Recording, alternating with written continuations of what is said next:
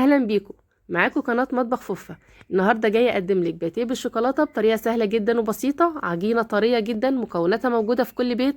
لو عايزه تعرفي عملتها ازاي يلا نبدا الفيديو ونقول بسم الله. اول حاجه عندي نص كيلو من الدقيق 500 جرام، عندي كوبايه لبن دافيه 250 جرام، و3 معالق من السكر، ومعلقه ونص خميره، وبيضه، وربع كوبايه زيت ذره 50 جرام، ونص معلقه ملح. هكتب لك المكونات بالجرامات في صندوق الوصف. اول حاجه محضره بوله نزلت فيها بالدقيق مع الخميره والسكر ونص معلقه الملح وربع كوبايه زيت ذره والبيضه، وهنزل بنص كوبايه اللبن. مش هنزل باللبن مره واحده، هبتدي ازود اللبن اثناء العجن. زي ما انت شايفه كده هبتدي الم المكونات. طريقتها سهله جدا ومكوناتها بسيطه وموجوده في كل بيت.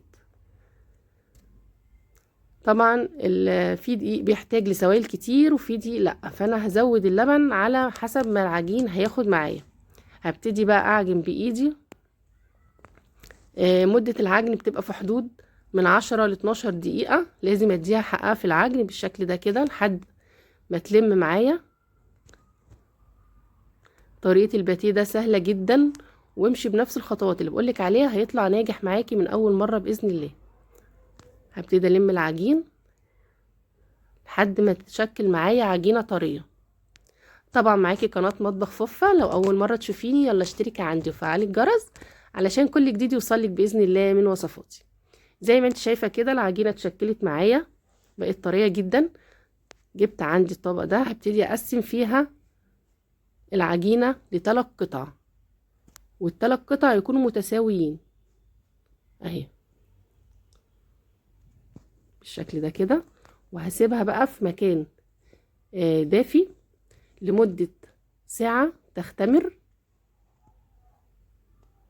اهي. بصي العجينة طرية جدا ما شاء الله عليها، هي مش هتاخد معاكي وقت في التخمير اهي. هسيبها بقى في مكان دافي، واول ما تختمر هنرجع ونبتدي بقى نشكلها مع بعض. وده شكل العجينة بعد ما اختمرت ما شاء الله، حجمها اتضاعف زي ما انت شايفة بالشكل ده.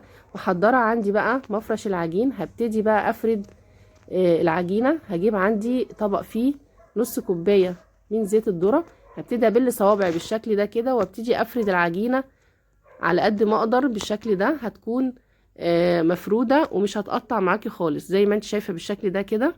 العجينة خدت حقها في التخمير وسهلة جدا في الفرد بالشكل ده كده. هجيب بقى عندي زبدة بدرجة حرارة التلاجة. انا الزبدة ديت بشراها بالمبشرة بالشكل ده كده عشان تبقى سهلة معايا وانا بفردها على العجين. تمام زي ما انت شايفة بالشكل ده كده. هبتدي بقى اطبق عجينة الباتيه من على الطرف. هاجي من الاطراف بالشكل ده كده اهو، واتنيها واخد الطرف التاني اهو بالشكل ده كده. هبتدي بقى المها واسيبها على جنب. سهلة جدا وبسيطة. هجيب بقى القطعة التانية وابتدي افردها بنفس الطريقة اللي انا وريتها لك دي. منساش ان انا ادهن زيت في كل مرة اهي بالشكل ده اتفردت. هجيب بقى الزبدة وزعها تاني، يبقى دي تاني كورة من العجين فردتها. هوزع الزبدة كويس. طريقتها سهلة جدا بس اهم حاجة ترتيب الخطوات علشان تطلع معاكي ناجحة. هجيب بقى القطعة الاولانية واحطها في النص وابتدي اقفل عليها بطرف العجين من الناحية التانية اهو بالشكل ده كده. قفلت عليها. طبعا في كل راق فيه زبدة، الزبدة دي هتخليها مورقة جدا معايا. هجيب القطعة التالتة ودي اخر قطعة وابتدي افردها بنفس الطريقة في كل مرة طبعا لازم تزودي زبدة بالشكل ده. طريقتها سهلة جدا، باتيه بجد روعة لما تعمليه في البيت، موفر جدا، تبقي ضامنة النظافة بتاعته، بيبقى طعمه حلو قوي والولاد هيحبوه. بالشكل ده انا قفلته اهو. هجمعها بقى على بعضها عشان تديني الطبقات اهي. هدخلها بقى التلاجة لمدة ساعة، العجينة ترتاح والزبدة تمسك في العجين بالشكل ده كده. ساعة في التلاجة ترتاح، وبعد كده هطلعها وابتدي اشكلها معاكي زي ما انت شايفة كده. انا طلعتها من التلاجة بعد ساعة بالظبط. هجيب بقى عندي رشة دقيق وابتدي افرد عجينة الباتيه. الدقيق هنا بيساعدني على ان الزبدة ما تسحش بالشكل ده كده. اهم حاجة ان الزبدة ما تنطرش من العجين اهو. هبتدي افردها بقى الشكل اللي انت عايزاه. انا هفردها على شكل مربع او مستطيل اهو،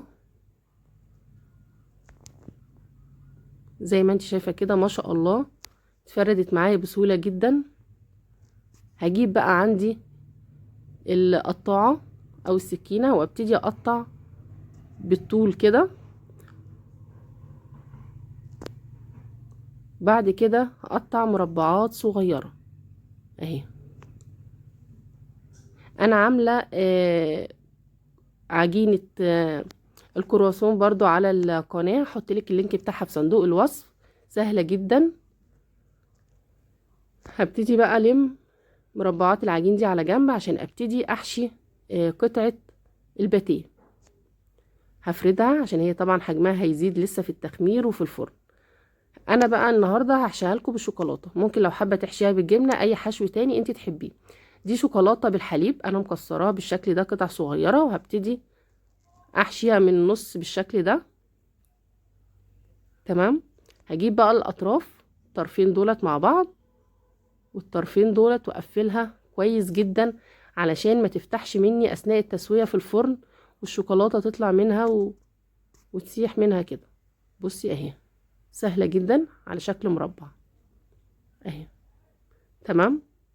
هجيب عندي صينيه تكون مدهونه دهنه زيت او فرده فيها ورقه زبده وترصيها بالشكل ده كده. هعمل واحده كمان. اهم حاجه ان انت تفرديها اهي. ممكن تستخدمي شوكولاته نوتيلا، اي نوع شوكولاته انت تحبيه اهي بالشكل ده. تقفليها من ناحيتين كويس جدا.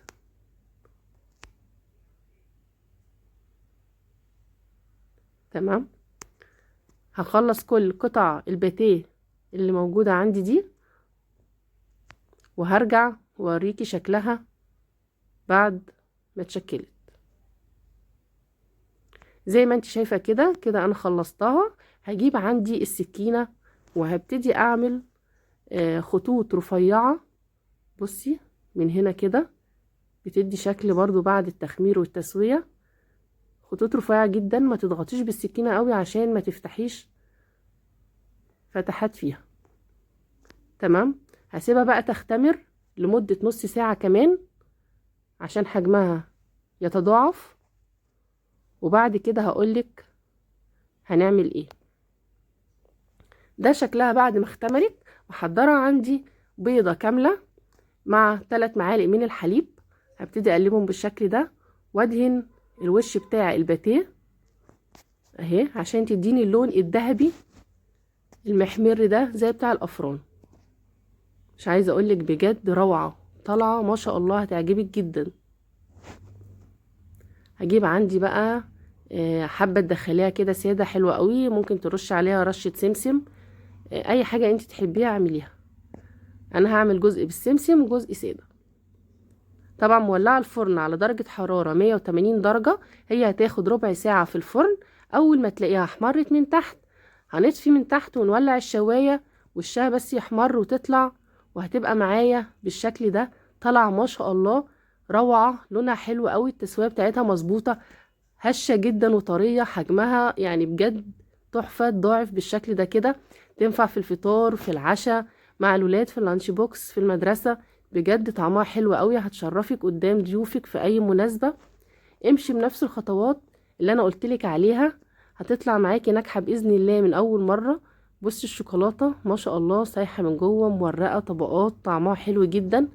لو عجبتك ما تنسينيش بلايك حلو، واشتراك في القناة، وتفعيل الجرس علشان كل جديد يوصلك من وصفاتي، وصفات مطبخ فوفا.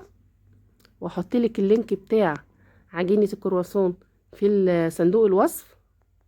وألف هنا وشفا. سلام عليكم.